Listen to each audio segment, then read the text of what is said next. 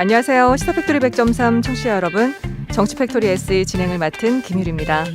지난 9일 송철호 시장은 울산시 광역교통망 혁신 미래 비전을 제시하며 광역시 승격 이후 최초로 시내버스 노선 체계를 전면 개편하기 위해 준비 중이라고 밝혔습니다. 내년 하반기에 용역이 완료되면 개편안을 발표할 예정이라고 하는데 이양희 위원장님께서는 어떻게 생각하세요? 참 이렇게 머네요. 뭐든지 행정은 시민들이 느끼는 답답한 만큼 빨리 대응이 안 되는 것 같아요. 지난주에 저희가 신도요객 관련해서 오연일 민주버스 지부장 모셔서 얘기 들었는데 관련해서 울산시랑 확인하고 싶었던 내용이 많았잖아요. 근데 결국 교통건설국이나 버스택시과에서 인터뷰 거절하셔서 오늘 이 자리에서 같이 이야기 나누지 못했는데 신도버스 문제를 중심으로 놓고 본 울산 버스 문제에 대해서 좀 시의 구체적인 입장을 듣고 싶었는데 이런 이야기는 없이 영구 용역 끝나면 그제서 얘기하겠다라는 좀 너무 늦장 대응 아닌가 이런 생각이 좀 들어서 아쉬웠어요. 그렇군요. 네, 안녕하세요. 이동훈 변호사입니다. 지난번에 그 신도요객과 대우요객 사이에 그 면허권에 대해서 이제 그 가처분을 걸었다라고 제가 말씀을 드렸었는데 그 대우요객이 이제 또 대우요객을 상대로 이제 면허권에 대한 가처분도 들어가 있는 걸로 제가 파악을 했어요. 빨리 이 사태가 빠르게 끝나서 종식이 되었으면 좋겠습니다. 네, 안녕하세요. 이태입니다. 저는 최근에 이제 15일에 그 문수로와 그리고 북부선안도로를 잇는 그 도로가 이제 임시 개통이 된다고 하더라고요. 이렇게 도로는 많이 개통이 되더라도 실제로 교통약자인 버스나 이런 것을 이용하는 대중들은 그 도로가 개통이 된들 무슨 상관이 있을까라는 생각이 들더라고요. 뭐 이게 좀 결이 다를 수 있는 얘기긴 하지만 보다 많은 시민들이 그런 이제 수단을 조금 이용할 수 있게 해주면 좋을 것 같다는 생각이 들었습니다. 네, 오늘 나눌 이야기가 많습니다. 그러면 정치팩토리 지금 바로 출발하죠. 광고 듣고 돌아오겠습니다. 더 커진 인천 연희공원 앞에 연희공원 푸르지오 라클레르 다 갖춘 청라생활에 49층 초고층 랜드마크까지 엄청나. 푸르지오에 살면 엄청나게 좋겠다.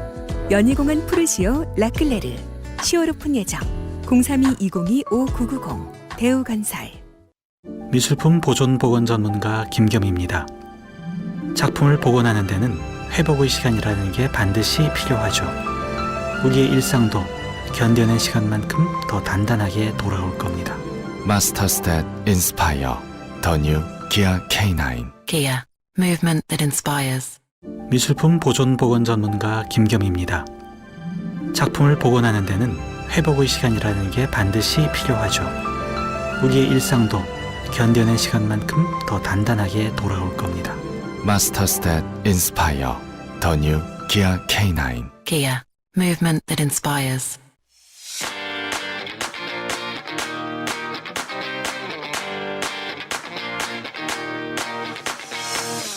정치적 책임을 묻는다. 시사 팩토리 100.3 목요일 코너. 정치 팩토리.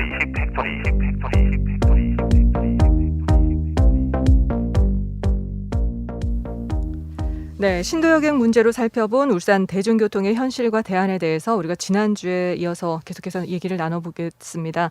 김지훈 울산 시민연대 사무처장 모셨습니다. 어서 오세요. 네, 안녕하세요. 울산 시민연대 김지훈입니다. 반갑습니다. 반갑습니다. 네, 신도버스 문제의 핵심 처장님 뭐라고 생각하시는지 설명 좀 부탁드립니다. 대중교통이지만 민간 사업자에 의해 가지고 운영되고 있는 버스의 어떤 고질적 문제가 이번에 다시 한 번 더 확인되지 않았나 싶습니다. 많은 예산을 지원하고 있지만 이에 대한 효과적인 검증 체계가 없다. 이런 것들을 다시 한 번 더 확인할 수 있었습니다. 그 신도요객과 대우요객은 지난 8월 11일 양도양수 대금 영원의 협약서를 울산시에 신고를 했었잖아요. 그래서 울산시는 27일 날 신고서를 처리를 했어요. 그런데 그 과정에서 이제 신도요객의 버스 기사들 등에 대해 고용승계 등의 두 여객과 노조의 협의에 따라 진행하기로 했다고 하던데 여기에 대해서 울산시가 최소한의 중재자 역할도 하지 않겠다는 것으로 보일 수 있을 것 같거든요. 여기에 대해서 어떻게 생각하시는지요? 제가 많은 것들을 설명할 수는 없겠습니다만은 시가 최소한의 역할을 하지 않았다. 이런 것들은 좀 과한 표현인 것 같습니다. 대중교통 문제인데 시가 나서지 않았을 것 같지는 않고요. 제가 듣기로는 이제 노사 간 그리고 노노 간 중재 역할을 한 것으로 알고 있고요. 심지어는 상당 정도 노조에게 도움이 되는 내용도 전달한 것으로 알고 있습니다.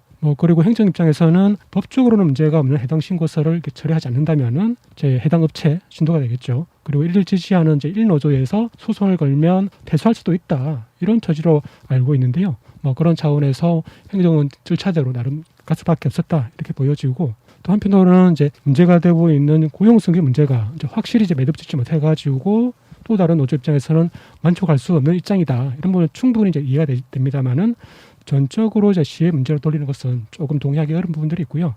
뭐 이러한 문제 같은 경우에는 우리나라 대중교통 시스템의 문제, 그리고 사측 내부의 문제라든가 사측과 노조, 그리고 노조와 노조 간의 어떤 복합하게 알는 문제들도 함께 좀 봐야 되지 않을까 싶습니다. 그럼 우리나라의 대중교통의 문제라 하면 구체적으로 어떤 것이 있을까요? 뭐 나중에 말씀을 드리겠습니다만은 이제 공적 예산을 지원하고 있습니다만은 그에 대한 제대로 된 검증 시스템이 없다. 뭐 이런 것들이 좀 핵심적인 문제가 아닐까 싶습니다. 네, 그러면 이제 울산시는 시민 세금으로 버스 회사 운영 적자의 95%를 지원하고 있잖아요. 이에 대해 관리 감독이 잘 안 되고 있다라는 의견도 있던데 이에 대해서는 어떻게 보시는지. 버스가 대중교통이다 보니까는 이에 대해 가지고는 법적으로 지원금을 줘야 하고 있고요. 또 줘야 한다고 보고 있습니다. 울산의 경우에는 이제 버스 업체 운영 실태 자료를 보게 된다면은 금액의 어떤 95%까지 지원하고 있거든요. 이것들을 100%까지 하지 않는 이유는 버스 업체가 아무래도 사기업이다 보니까는 경영의 책임도 져야 한다. 이런 논리로 지원하고 있는데요. 다만 막대한 예산이 들어가는 만큼 버스 서비스에 대한 만족도 조사라든가 운행 성실도 뭐 무정차한다든가 그리고 또 버스 요금을 떼먹지 않는 대한 점검 시스템을 가지고 있습니다. 또 이런 것들이 나름 작동하고 있는 것으로 알고 있는데요. 심지어는 어떤 시민 안전과 직결된 재생타를 쓰는지 안 쓰는지도 뭐 점검하고 있습니다. 재생타예요. 네. 네. 문제는 이제 이것보다 지원금 책정에 근거가 되는 데이터 자체의 어떤 신뢰성 문제가 있습니다. 현재는 버스 업체가 제출하는 자료를 근거로 해가지고 지원금 규모를 결정하거든요. 네. 근데 이 장부 자체가 맞는지 안 맞는지 아니면 이중점을 쓰고 있는지 아닌지 알 수 있는 방법이 없습니다. 다만 최근에 이런 회계 기준 같은 경우에도 시민단체가 문제 제기해가지고 어떤 공동 서식을 만든 지가 이제 얼마 안 됐거든요. 네. 또 한편으로 또 얘기되고 있는 것처럼 연료비 그러니까는 최근에는 CNG 그 가스비를 미납했다, 체납했다 해가지고 문제가 되지 않았습니까?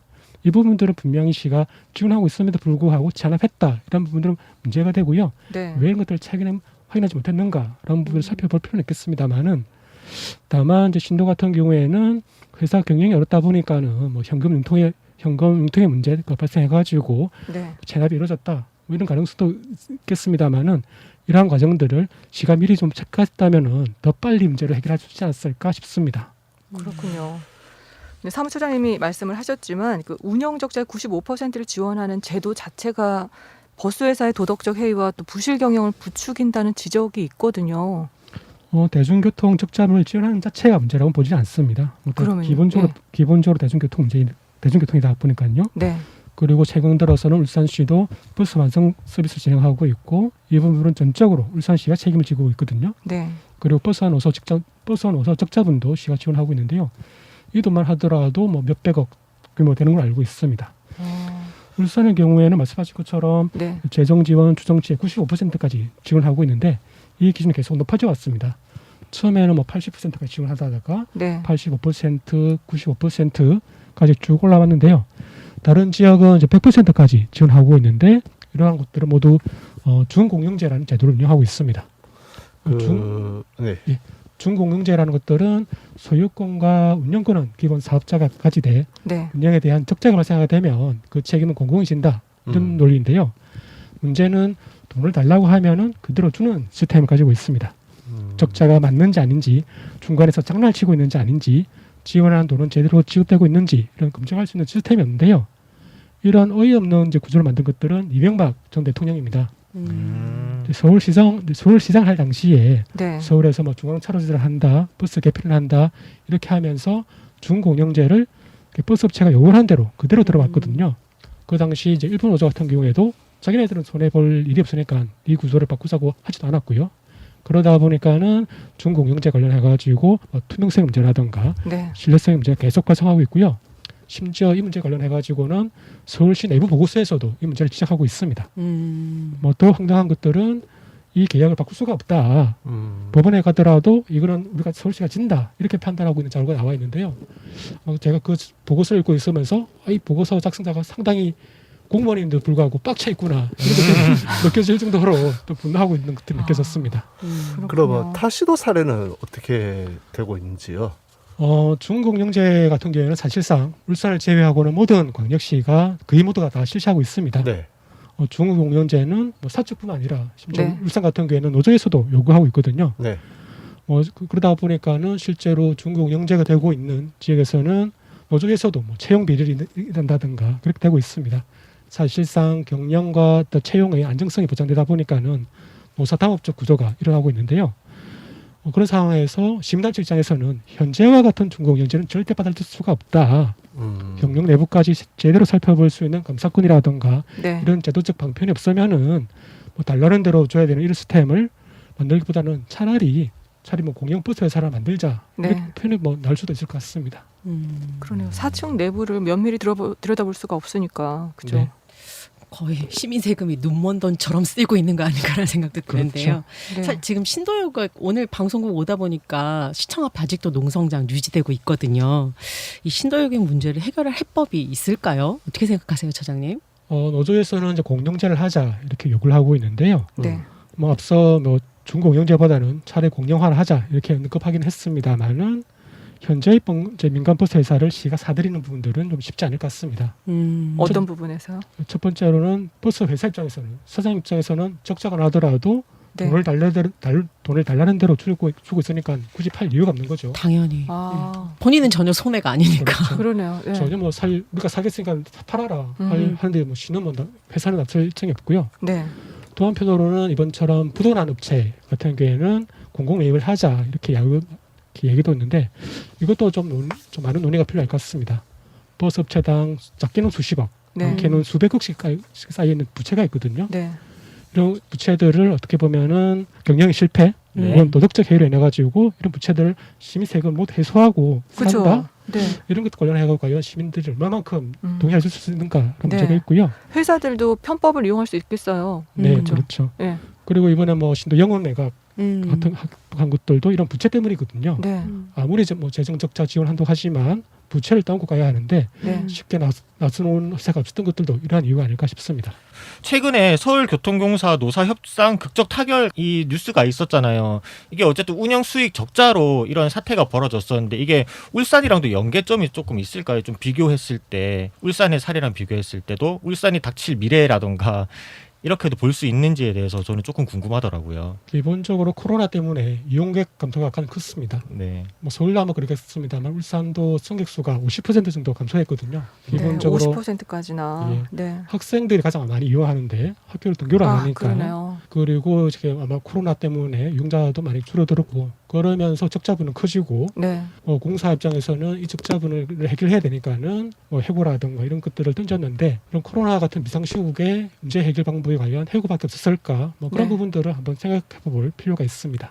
근데 저는 사실 그런 생각이 들었는데 좀 전에 공영제에 대해서 우리가 잠깐 이야기를 했잖아요. 신도가 공영제를 실험해볼 가장 좋은 계기 아니었을까? 왜냐하면 영원의 시가 그쵸. 매수해서 어차피 네. 실제로 노동자들의 처우나 환경도 아주 모범적인 것을 만들어서 네. 원활하게 진행하면 그게 좋은 사례가 돼서 다른 버스 회사들이 자극을 받고 좀 선순환될 수 있는 좋은 다른 버스 기회였을 회사들이 텐데. 그걸 또 이용할 수도 있잖아요. 부채를 많이 쌓아놓고 매각해달라고. 저도 뭐 말씀하신 기본적인 네. 동의를 하고요. 버스 하나 사가지고 아예 운영을 그렇죠. 해보고 네네. 제대로 버스 업체가 민간 버스 업체가 제공하고 있는 그 재정 상태가 주의할 수 있는 것인지 한번 비교하는 네. 데이터가 나올 수 있는 그렇죠. 네. 라는 생각은 드는데 가장 확실한 근거가 그렇게 되니까. 하려면은 아무래도 시에 네. 아니면 이제 시정 책임자의 어떤 적극적인 의지가 필요하지 않을까 싶습니다. 그러니까 그런 의미에서 행정이 보다 네. 적극적으로 좀 나서주지 않았다라는 아쉬움이 계속 생기는 것 같아요. 네, 그리고 저는 또 최근에 그 저번 방송에 오연일 지부장이 나왔을 때 이 환승 문제에 대해서도 얘기를 하더라고요. 환승 때문에 적자폭이 커지는 것도 있고 그렇죠. 서울 지하철 같은 경우에는 제가 최근 뉴스 봤을 때 그 어르신들의 요금 감면을 해주는 게 그 처음 도입했을 때는 5% 미만이었다고 해요. 근데 계속 어쨌든 고령화 사회로 가면서 지금 현재 이렇게 고인 노령인들에게 해주는 지원금이 벌써 18%를 넘었다고 하더라고요. 이게 또 울산에 닥쳐질 문제인 것 같은데 진짜 이렇게 환승에 대한 그리고 무료 요금에 대해서도 문제가 심각한지에 대해서도 전 좀 궁금하거든요.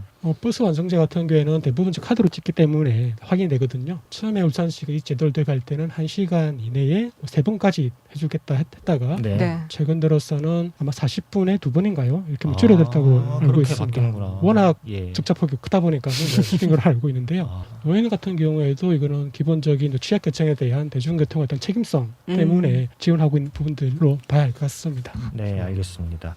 울산의 유일한 대중교통인 버스, 이제 배차 시간 노선 다양화 등 민원은 다양한데 해결은 더디고 이용객은 또 줄고 있고 네. 복선철 개통 및 광역철도 도입 그리고 트램 1, 2호선 신설 등 좀 새로운 교통망이 갖춰지면은 버스와 적자폭은 더 커질 것 같은데 이에 대해 혹시 해법이라기는 좀 뭐하지만 혹시 어떠신지 한번.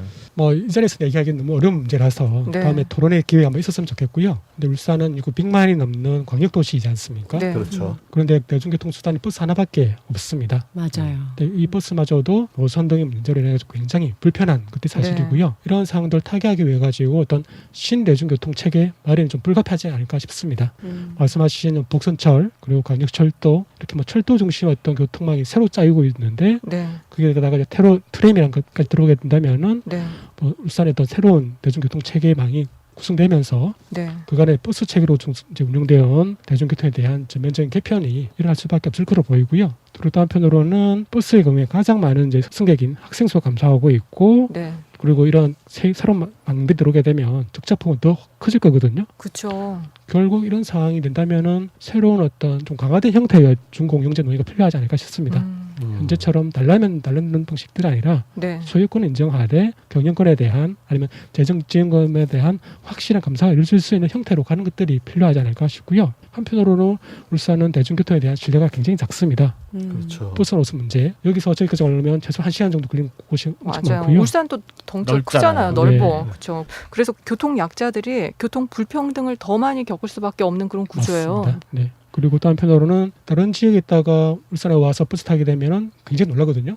버스 회사가 버스 운전사분이 너무 불친절하다. 이 그럴 수 울산에 있어요. 사시는 분들은 네. 걸어다니 정이 돼 있는데 다른 지역에서 오신 분들은 놀라더라고요. 네.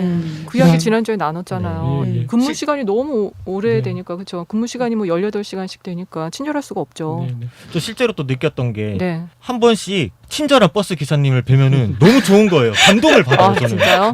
네. 맞아요, 네. 맞아요. 그런 사례가 좀 있었다고 네. 전해드리고 싶었어요. 네. 추가로 질문을 하나 더 드려도 될까요? 네. 울산이 지금 이제 거의 대부분의 광역도시가 준공영제를 채택을 하고 있는데 울산이 왜 준공영제를 채택을 안 하고 있는 건가요? 일단 시가 거부를 하고 있고요. 시가 이렇게 중공영제 가게 되면 재정기업이 너무 커진다. 세금 부담이 커지는 예, 거예요. 우리는 네. 받아들일 수 없다 좀 개기고 있는 거고 아마 개긴다라는 네. 전문적인 표현. 그리고 시민단체들도 나왔습니다. 여기에 동조하고 있고 지금 대부분의 교통 전문가들도 현재의 준공영제는 도입하면 안 된다 하고 있는데 국토부 같은 경우에는 잘 모르겠습니다만 기본적으로 준공지로 가려고 하는 시스템 가지고 있거든요. 네네. 근데 지금 문제가 있다는 것도 알고 있으니까 네. 이걸 어떻게 극복할 것인가 어떻게 새로운 모델을 만들어야 할 것인가 고민이 되는데 네. 문제는 버스 사업자가 있는 거죠. 다른 지역은 포주기 하는데 그대로 쪼고 있는데 왜 울산만 새로운 걸 해야 돼? 하면서 이것을 받아들일지는 잘 모르겠습니다. 결국은 새로운 사업 모델이 나오지 않는 이상은 준공영제로 넘어가기는 힘들 것 같네요. 그런데 어찌되었든 계속 시간이 갈수록 인구 감소라든가 노령화 커지면서 적자폭은 커질 수밖에 없는데 네. 계속 현재 방식으로 지원금 95%까지 주는 방식으로 그게 아마 상당 정도 호소가 있을 거로 생각되는데 네. 차라리 이런 방식하고 준공영제하고는 별반 차이가 없지 않습니까? 네네. 그래서 새로운 모델을 고민한 것들이 필요하지 않을까 싶습니다. 위드 코로나가 올지 안 올지 모르겠지만 만약에 이렇게 버스 노선 수가 급격하게 줄어들게 되면은 우리가 이제 코로나와 일상이 돌아갔을 때 그때 만약에 또 지금 흔히 수익을 내고 있던 뭐 401번이라든지 이런 것을 감소시켜서 나중에 감소시킨 부작용이 나올까봐 좀 겁나기도 하고요. 좀 그리고 좀 결이 다른 이야기지만 이제 울산공항에 대한 이야기도 이제 송철희 시장께서 발표를 하였잖아요. 네. 그래서 좀 과도기 같은 시대인 것 같아요. 울산이 교통 관련해서. 그러네요. 그래서 이 근데 울산 저는 공항도, 오히려 네. 지금이 되게 좋은 기회인 것 같아요. 왜냐하면 대중교통 전체에 대해서 대대적인 논의가 가능한 시점이다라는 생각이 들고 또 하나는 기후위기 시대에 탄소 중립 이야기 진짜 많이 하는데 네. 가장 손쉬운 방법이에요. 버스랑 트램을 활용한 대중교통 체계 개편을 아주 잘 짜면 시민들이 굳이 차를 끌고 나올 이유가 없어지게 만들면 되는 거거든요. 그래서 네. 그런 것에 대한 좀 적극적인 고민이 필요할 때가 아닌가 이런 생각이 좀 들더라고요. 실제로 이런 논의가 좀 더 빨리 되셔야 되는 거죠. 뭐 늦어도 전임시장 아니면 맞습니다. 전전시장부터 논의가 되어야 그 결과물들이 이제 나오기 시작할 건데 네. 계속 미뤄왔던 거고 회피하고 있었던 거죠. 그러다 보니까는 지금 시장 와가지고 2020년 들어와가지고 이런 문제가 한꺼번에 손쓰기가 너무 힘들 정도 터지고 있다고 봐야 될 것 같습니다. 네, 여기까지 듣도록 하겠습니다. 신도여객 문제로 살펴본 울산 대중교통의 현실과 대안 두 번째 이야기, 울산 시민연대 김지훈 사무처장과 함께했습니다. 오늘 도움 말씀 고맙습니다. 네, 감사합니다. 감사합니다. 네, 오늘도 숨가쁘게 정치팩토리 SE 마쳤는데요. 진행자분들께서는 어떻게 들으셨나요? 네, 저는 최근에 앞서 말씀드렸다시피 문수로랑 이제 북부순환도로가 연결되는 그 도로가 부분 개통이 되는데 네. 이게 과연 근데 교통약자들이 얼마나 이용할 수 있을까? 거기에 뭐 따로 버스 노선이 생긴다던가 이게 바로 반영이 되는 건 아니기 때문에 네.